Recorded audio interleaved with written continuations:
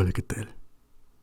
Yo soy Alberto y hoy te voy a leer un fragmento de una historia.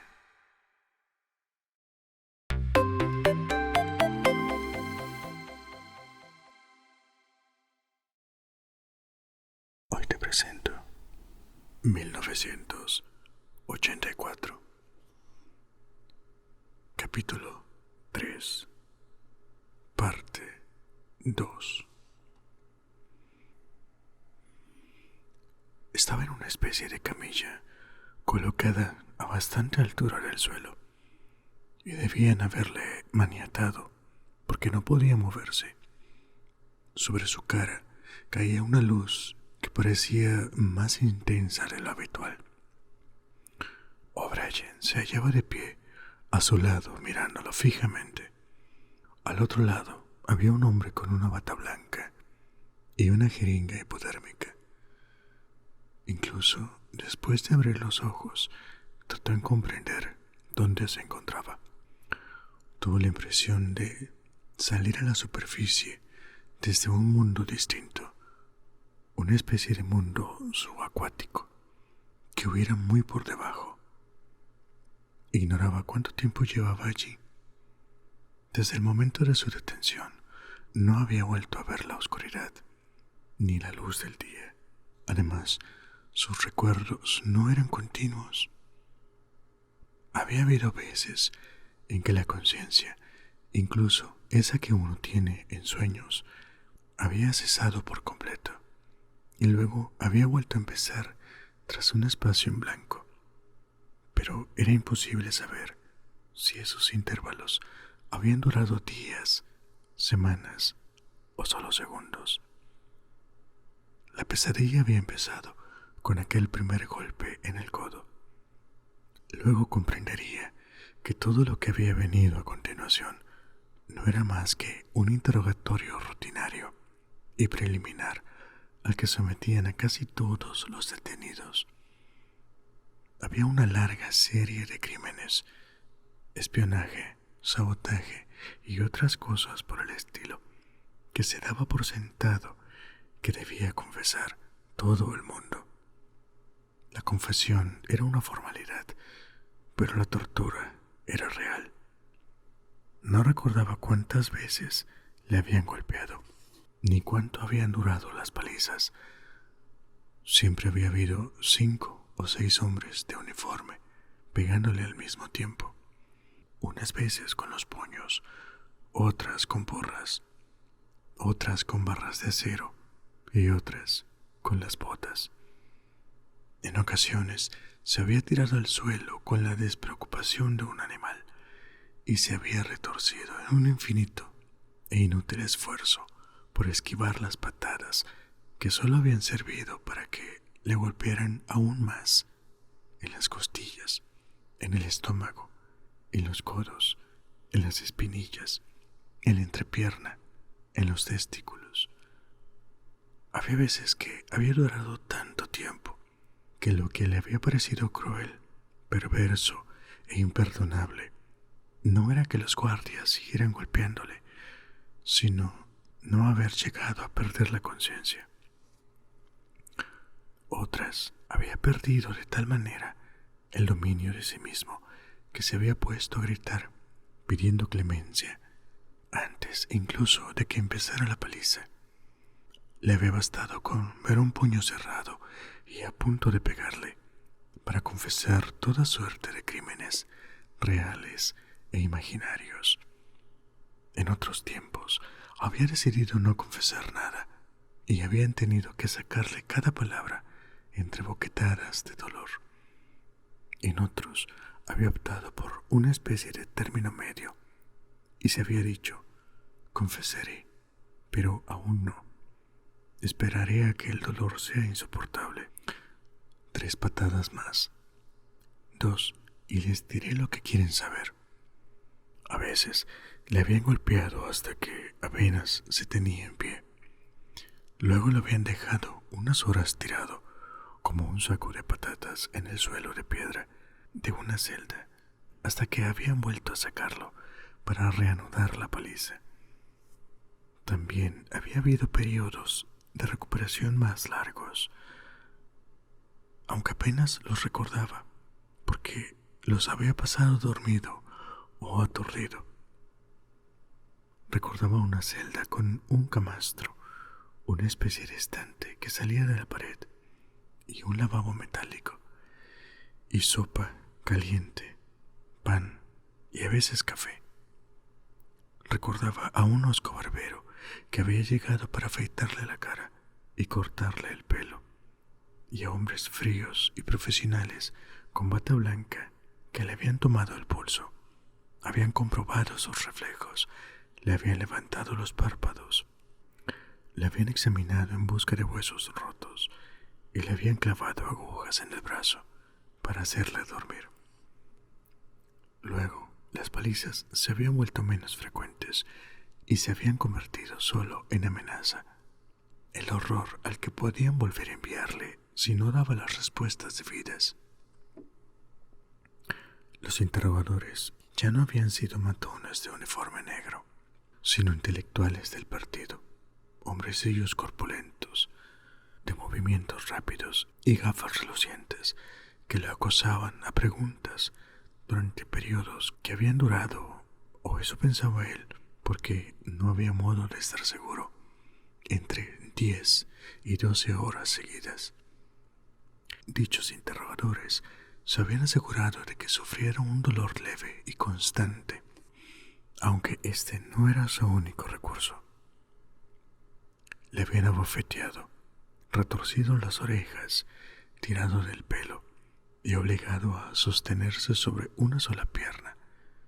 No le habían dado permiso para orinar y le habían deslumbrado con luces muy potentes hasta hacerle llorar la lágrima viva. Sin embargo, su verdadero objetivo era humillarle y destruir su capacidad de argumentación y razonamiento. Su verdadera arma había sido el implacable interrogatorio que había durado y durado hora tras hora, y en el que le habían tendido trampas, habían tergiversado todo lo que decía y le habían acusado a cada paso de mentir y contradecirse, hasta que se echaba a llorar, no solo de agotamiento nervioso, sino de vergüenza, en ocasiones hasta una docena de veces por sesión.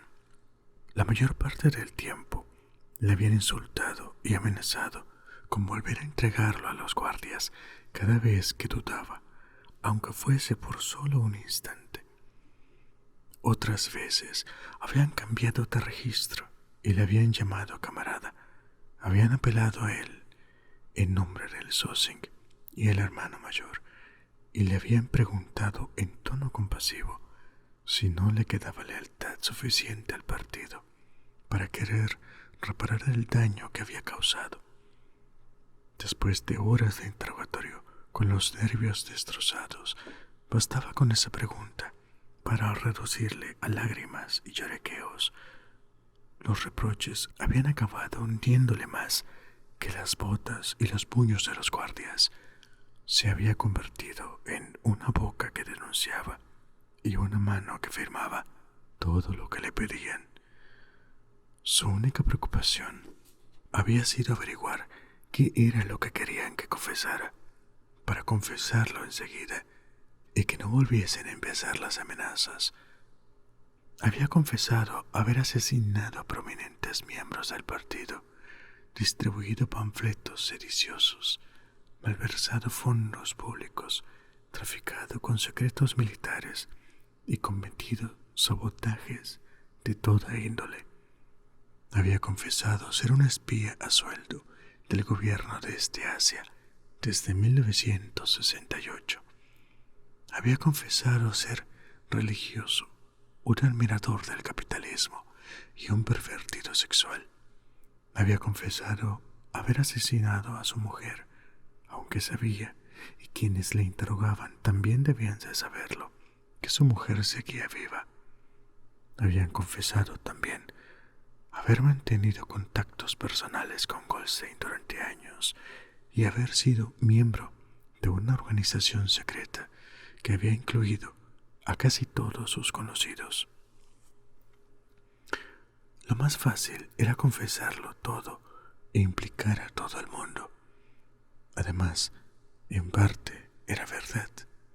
Era cierto que había sido un enemigo del partido y que para éste no había diferencia entre el pensamiento y los hechos.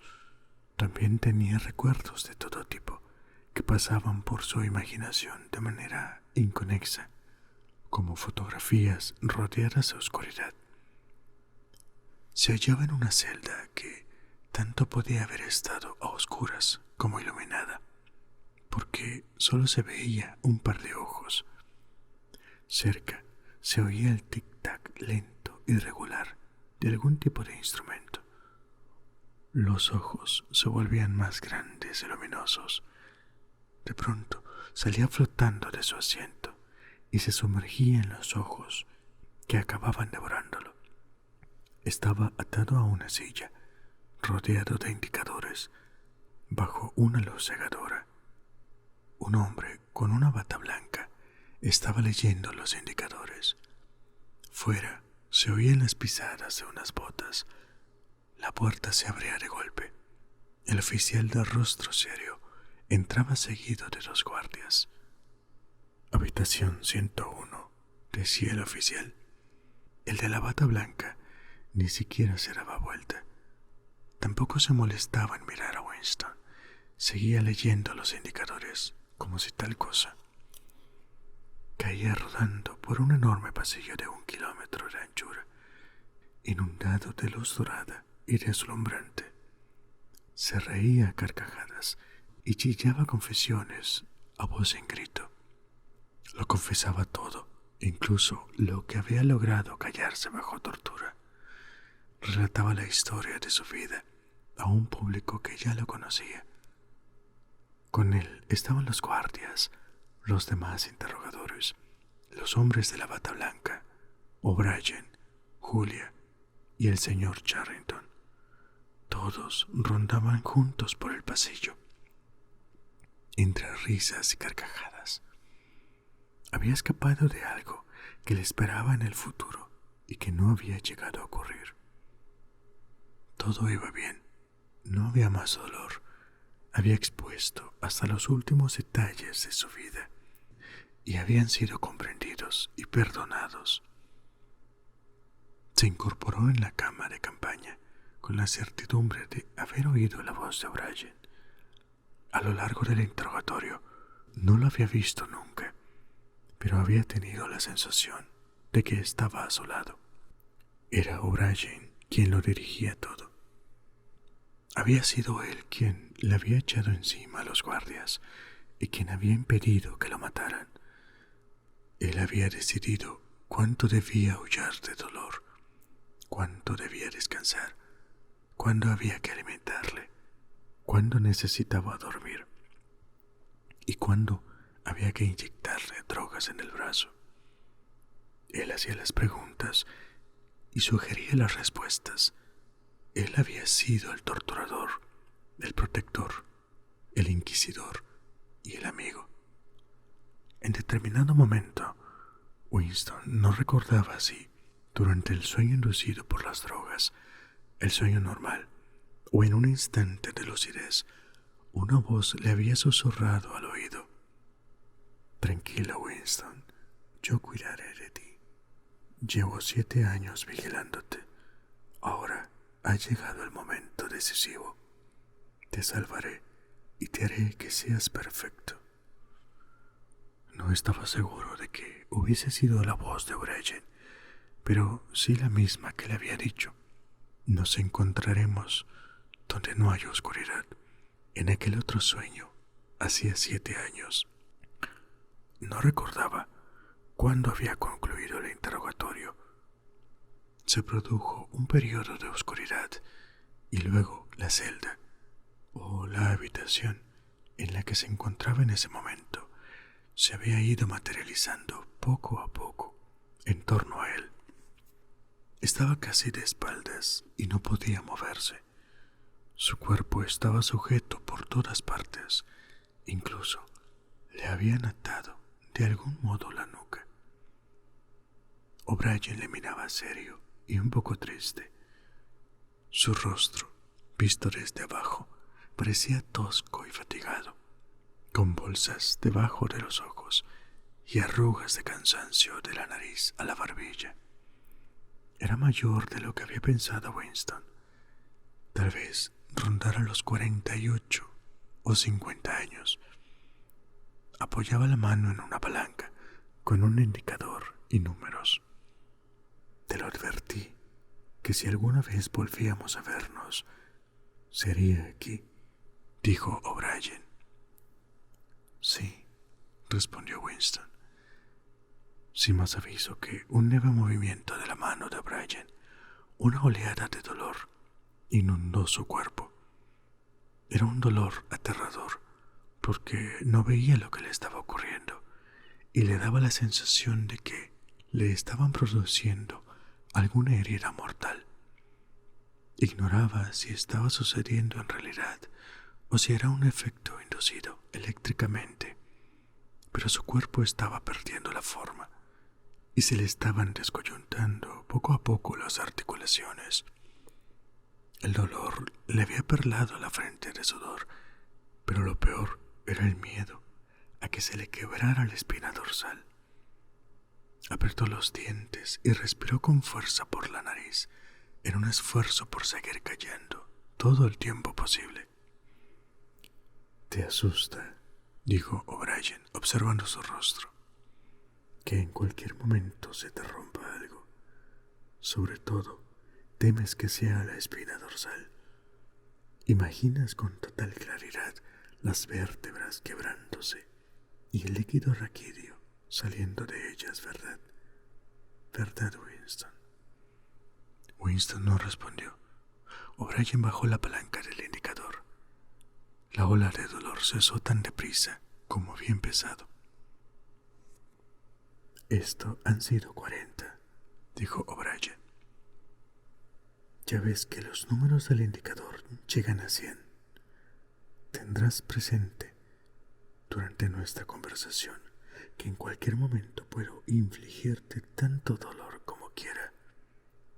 Si me mientes, si intentas confundirme de cualquier modo, o incluso si disminuye tu nivel normal de inteligencia, gritarás de dolor al instante. ¿Lo has entendido?» «Sí», dijo Winston. Los modales de O'Brien se volvieron menos severos. Volvió a colocarse las gafas, pensativo, y dio 1 o 2 pasos arriba y abajo. Su voz sonaba amable y paciente.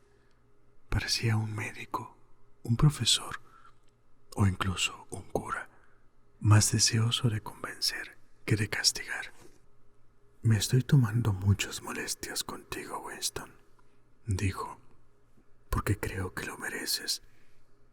Sabes muy bien lo que te ocurre.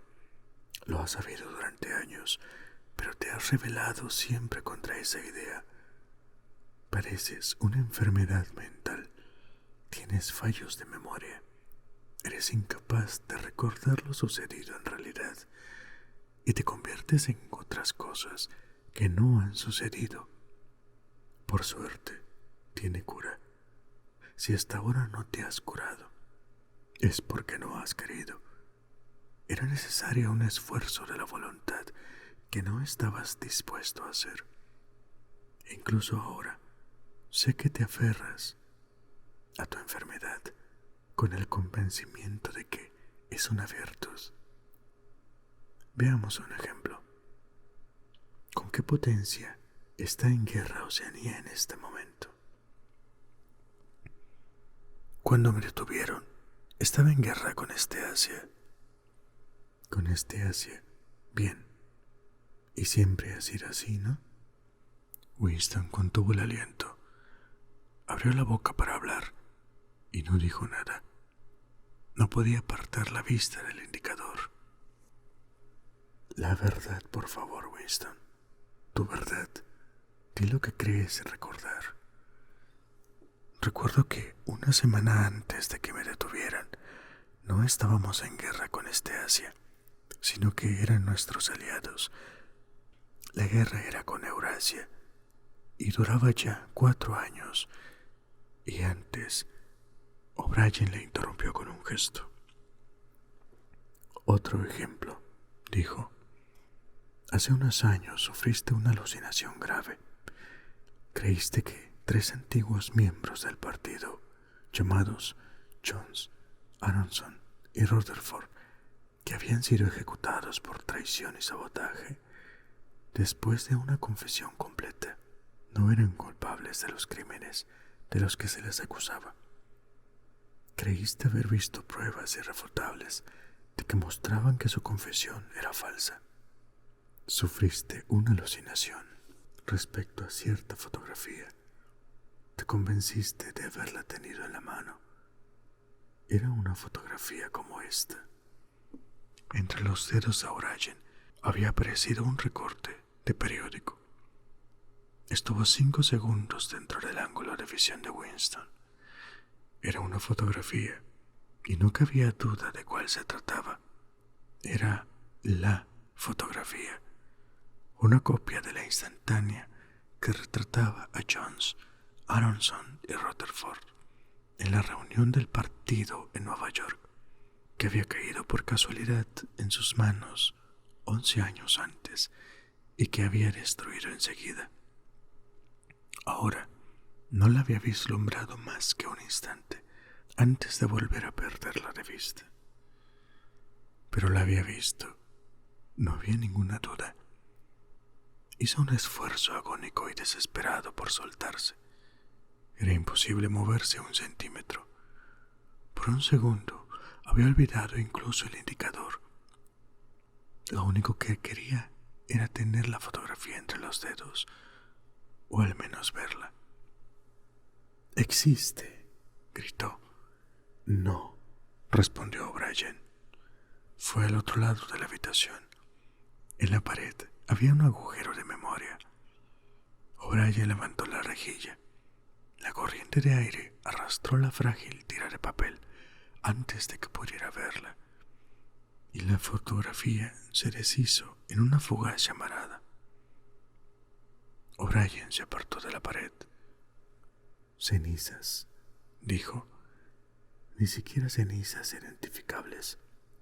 Polvo no existe. No ha existido nunca». «Sí, claro que existe. Existe en la memoria. Yo la recuerdo. Y tú también».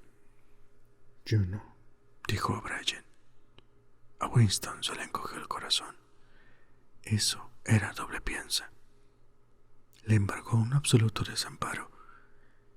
Si pudiera haber estado seguro de que O'Brien mentía, no le habría importado.